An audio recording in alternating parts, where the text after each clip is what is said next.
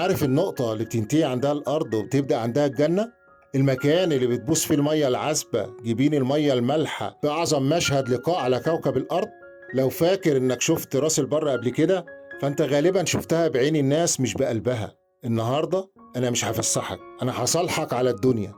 النهاردة هوريك دليل الروقان الخام في مدينة ما ينفعش توصفها، أنت لازم تعيشها. جاهز تعرف ليه راس البر هي المدينة اللي قلبك هيتقطع بين نيلها وبحرها؟ ارمي همومك ورا ظهرك ويلا بينا. هنا عند النقطة دي الدنيا بتقف تتفرج في صمت. بص على الخريطة اللي قدامك، دي مش مجرد جغرافيا، دي قصة حب أزلية. اللسان المكان اللي النيل فيه بيقرر ينهي مشوار آلاف الكيلومترات عشان يستريح في حضن البحر المتوسط. سبحان من فصل بينهما ببرزخ ورسم اللوحة دي عشان احنا نتأمل. بص للمراكب دي وهي خارجة، دي مش مجرد رحلة صيد، دي رحلة صبر وعزيمة. المراكب بتودع هدوء النيل وهي عارفة إنها داخلة في صراع مع موج البحر لأسابيع طويلة. لحظة خروجهم من بوابة التلاقي ليها هيبة، كأنهم فرسان خارجين للمعركة.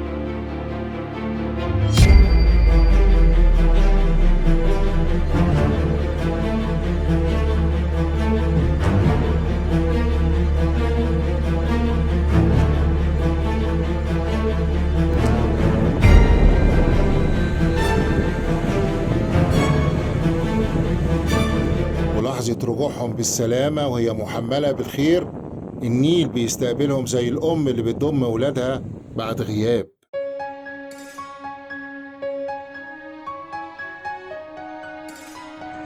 والفارس اللي واقف حارس المكان ده هو الفنار. الفنار ده شاهد على كل مركب عدت وكل قصة حب بدأت هنا.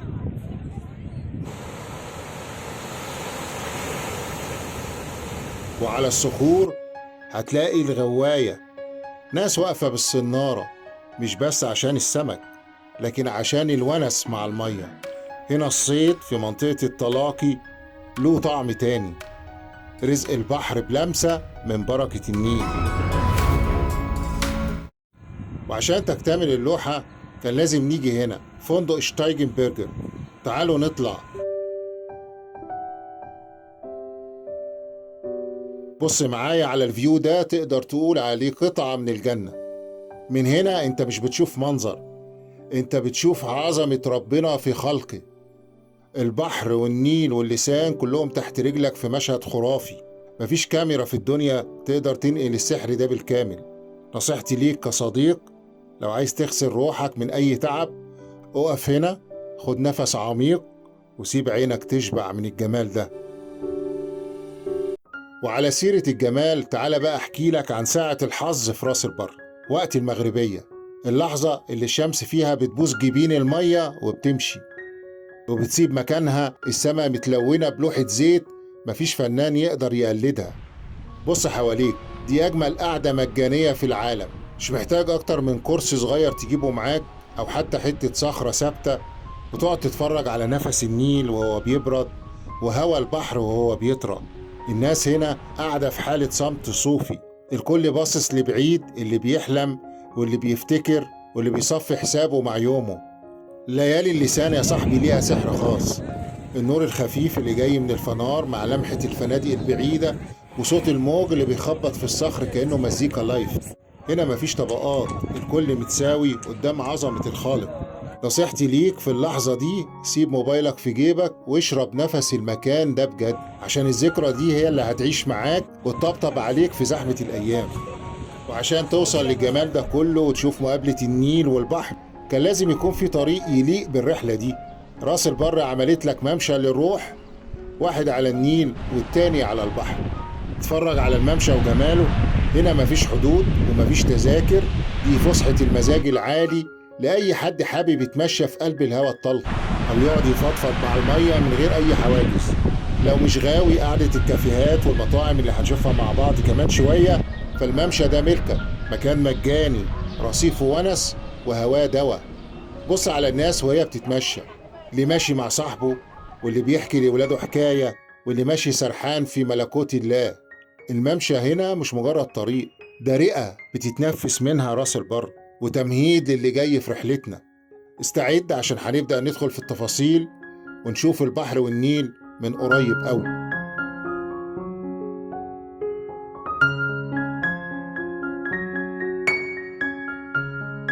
قبل ما ندخل على زحمة المطاعم وشياكتها لازم أقف بيك هنا في الساحة دي يا سيدي قعدة الملوك، الغلابة والبشوات في نفس الوقت. ساحة مفتوحة للبحر، الهوا فيها بيخبط في وشك يطير أي زعل. هنا أنت قاعد في أفخم صالة عرض ربانية، فيو خيالي ما بيدفعش فيه مليم، وكأنك قاعد في قلب أرقى الأماكن اللي هنشوفها كمان شوية، بس بخصوصية ونس ملوش حدود. الممشى هنا يا صاحبي هو ملجأ لكل واحد بيدور على نفسه. عايز تصطاد؟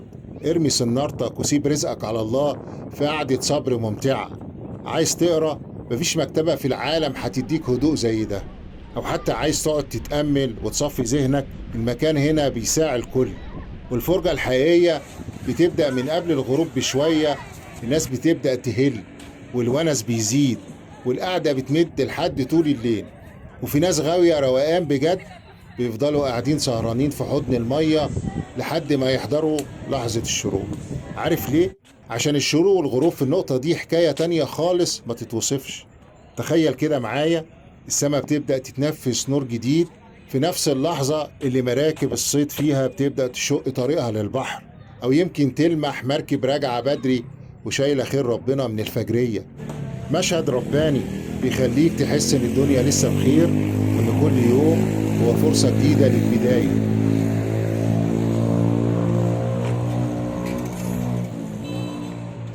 وبص كده وراك، الساحة دي جنة لمحبين السكيتنج، شباب وأطفال زي الفراشات طايرين بالعجل بتاعهم بيرسموا البهجة في كل شبر.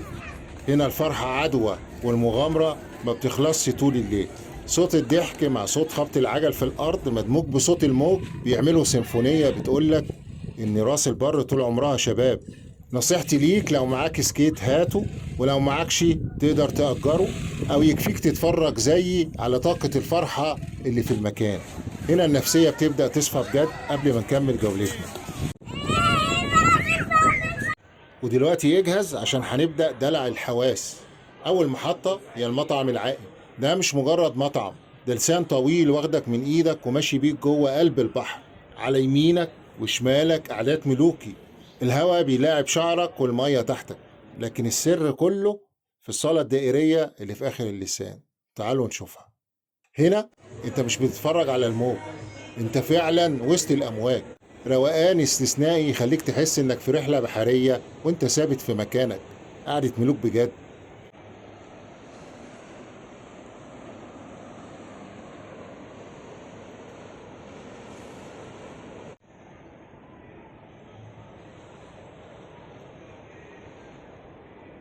وبعد ما نخلص سحر العائم هنمشي خطوتين ونوصل لواحد من أساطير راس البر، مطعم سي دور. الاسم على مسمى، ده فعلا بابك على البحر.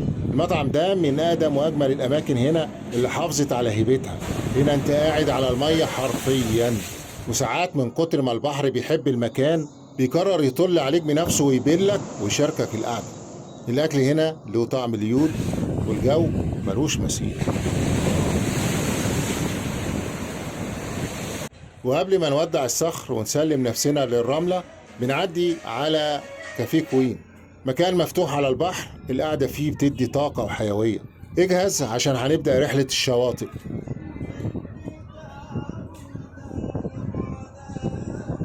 من هنا بتبدأ حكاية تانية خالص، حكاية الشواطئ الممتدة اللي ما بتخلص، والرملة الناعمة اللي مستنية رجلك تطبع عليها. شواطئ راس البر اللي كبرنا فيها ولينا في كل شبر منها ذكرى. لو بتدور على خصوصية والمية اللي زي الكريستال يبقى لازم تبدأ من هنا. شاطئ الخليج، أي حد راس براوي قديم عارف إن المكان ده هو عنوان النظام والنظافة. أيوة الدخول بتذكرة، بس بصراحة الروقان اللي هتاخده يستاهل كل مليم. ولو مش غاوي نزول مية، كافيه ومطعم الخليج فاتح لك بابه بقعدة على البحر تخلي يومك يبدأ صح.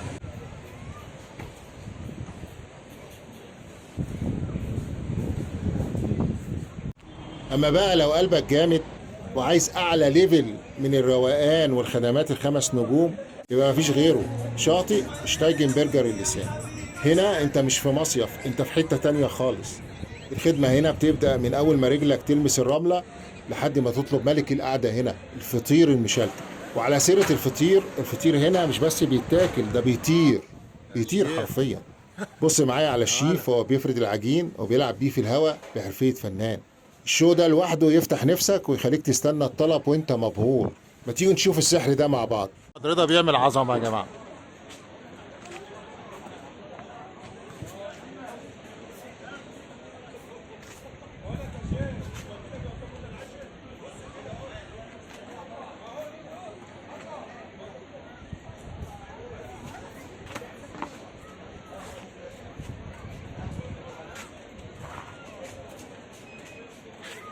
ده بقى عرض فن.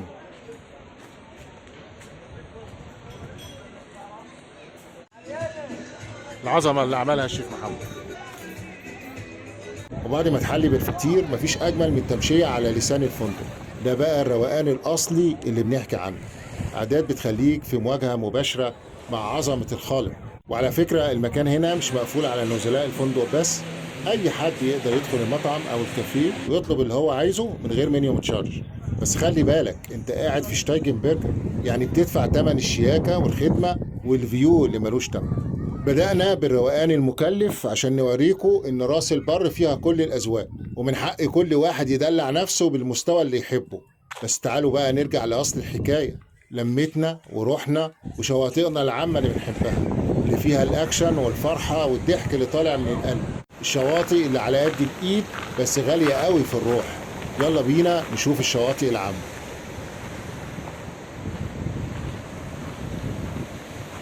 من بعد شاطئ شتايجنبرجر بنبدأ ندخل في جمهوريتنا، الشواطئ العامة. هنا البحر ملك للجميع، تقدر تنزل المية من أي حتة تعجبك بطول راس البر. الكافيهات هنا مغرقة الشط، بتفرش شماسيها وكراسيها وتستناك. اختار القعدة اللي تريحك، ادفع تمن الكرسي وسيب الباقي على موج البحر واللمة اللي تفتح النفس. لو دي أول مرة ليك في راس البر لازم تعرف إن في راس البر ماشيين بالحساب، الشوارع أرقام مش أسماء، والنظام هنا عجيب بس مريح. الشوارع بتبدأ من عند اللسان بالأرقام الزوجية 60 58 56 وهكذا، نازلين لحد شارع 2 عند المديرية. شارع المديرية ده هو الشارع الفاصل بين الشوارع الزوجية والشوارع الفردية. نعدي المديرية نقلب فردي، نبدأ نعد 1 3 5 لحد ما نوصل لآخر الدنيا عند شارع 109. يعني وانت بتختار سكنك اسأل على رقم الشارع، وكل شارع هتسكن فيه هتلاقي قدامه شاطئ بيستناك. وعشان تفهم جغرافية الروقان هنا لازم تعرف ان راس البر دي عبارة عن جزيرة على شكل مثلث، راسه عند اللسان وقعدته عند المدخل. كل ما قربت من اللسان المسافة بين النيل والبحر بتصغر جدا، لدرجة انك ممكن تشم ريحة الاتنين في نفس اللحظة.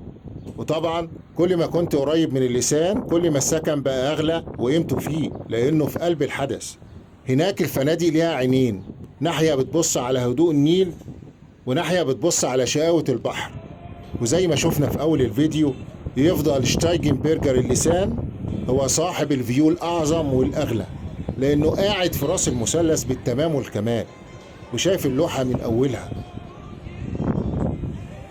كافيهات الشواطئ في راس البر ليها طقوس لازم تعيشها. الصبح انت ملك زمانك، هات فطارك او هات غداك واقعد في القعدات اللي قدام الكافيه بعيد عن الشمس وشايف البحر من بعيد. لكن السحر الحقيقي بيبدأ لما الليل يليل.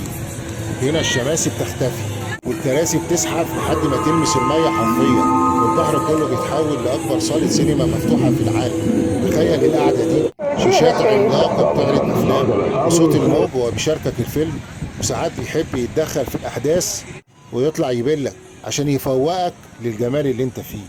الفايبس هنا يا صاحبي عالمية، بهجة وفرحة وحياة ما بتخلص، لأن راس البر ببساطة هي المدينة التي لا تنام. في أي وقت هتروح اللسان أو البحر هتلاقي الضحكة والونس. وعلى الناحية التانية النيل بيبدأ يصحصح من قبل الغروب بشوية. الحياة هناك بتبدأ تندع برحلات النيلية والتمشية اللي ترد الروح، والكافيهات اللي مرصوصة زي العقد على الشط. وهنا بقى بتبدأ الحيرة الحلوة في راس البر. انت قلبك بيتقطع بين حبيبين، تقعد على النيل بهدوءه وناسه ومراكبه، ولا تروح للبحر بشقاوته وسينماته وموجه؟ الحقيقة انت هتفضل محتار تعمل ايه ولا ايه. المكان الوحيد اللي بيحطك في التحدي الجميل ده هو راس البر. النيل والبحر في مباراة جمال، والوحيد الكسبان فيها هو انت. وقبل ما نودع رملة البحر لازم نعدي على شاطئ النخيل، المكان اللي تقدر تقول عليه الملاذ الهادي او الركن البعيد الهادي. لو انت من الناس اللي بتهرب من الزحمة وعايزة تسمع صوت الموج بجد من غير دوشة، فشاطئ النخيل هو عنوانك. المكان هنا له هيبة تانية، واسع والمية فيه بتبان أصفى وأهدى، كأنها بتديك فرصة تتصالح مع نفسك. ومن اسمه النخل وجذوعه هنا بيدي للفيو روح تانية، كأنك في جزيرة معزولة عن العالم بس في قلب راس البر.